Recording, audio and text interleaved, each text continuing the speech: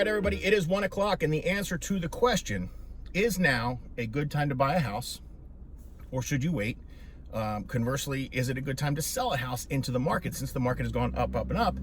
Or, on a whole other topic, is it a good time to get started in real estate investing? So bear with me, I'm driving, I'm heading to lunch to meet the mythical leader of the Mark McGuire team. Mark McGuire himself will be seated across the table from me, so I'm driving there. All right, is it a good time? First off, let's look at the basics, right? Is it ever a bad time to fulfill a dream? Is it ever a bad time to begin building something for your legacy, for your future, to pass down generationally? Those are the basics, okay? Let's look at things in a tangible way. Let's look at the rates, because that's the main topic of conversation when it comes to buying a house, is what are the rates gonna be? The rates right now about 7%. They're gonna go up again. We're supposed to get another rate hike in the next couple of weeks and possibly a second before the end of the year. So is it a good time to buy? I actually would say and make the argument that yes, right now is a good time to buy compared to a year ago at this time when the rates were much lower, almost half of what they are now. Here's the reason why. A year ago, let's say you were shopping for a house around $350,000. All right, so a year ago, that house for $350,000 was going to get 15, 20, maybe even 30 offers. And it wasn't going to sell for $350,000, as everybody knows who's been watching and tracking the market. It was going to sell for closer to $400,000, but it wasn't going to appraise. And in fact, that overage of the appraisal was going to get paid in cash at the closing. So you didn't just have to have enough money for your down payment. You had to have enough money to pay the spread between the property's actual value and what you were willing to spend on it. Now, that came with certain risks. Number one risk, of course, is how long it's going to take for you to actually build equity in a house that you spent $50,000 or $60,000 or more over the market value to buy.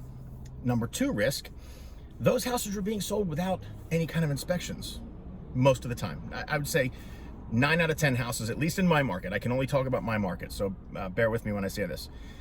Very, very few houses had inspections last year. So you were taking all of the risk of any issues with the house. You were taking all of the financial burden and then some. So the rates now are twice as high as they were, but the safeties are in place. The mechanisms are there. If you're a buyer, you have power again. You can negotiate your price. I think that the number we looked at, I was reading an article the other day and it said about 40% of listings in the greater Philadelphia metro had price decreases last week. That's insane. So we're getting back to a position, at least in my area, where you as a buyer have flexibility. You have negotiation power. Sellers are being more flexible with their pricing, and they're more open to inspections. They're more open to creative financing, such as seller credits. So is it a good time to buy? I think it's better now than it was last year. That's my opinion. You don't need to have as much cash. You get a more protected asset, and you have more say in the discussion. Now, in terms of investing, if you're a long-term investor, you're looking to buy duplexes, triplexes, quads, you're looking to get rental-based properties, it's not an ideal time because the rates are high, so your mortgages are going to be high. But you can still be profitable doing that kind of a business. You can still make money. Your rents on a duplex, 3-bedroom, 2-bedroom, let's say it's a 2-bedroom. Right now in my area, a 2-bedroom can get you 16, maybe 1,700 a month. And a 3-bedroom could get you about 18 to 2,000. So let's say 1,800 and 1,600, $3,400.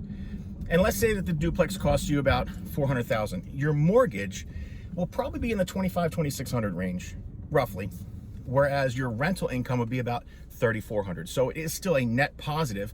Very general numbers, by the way. Still a net positive, although the margins are thinner.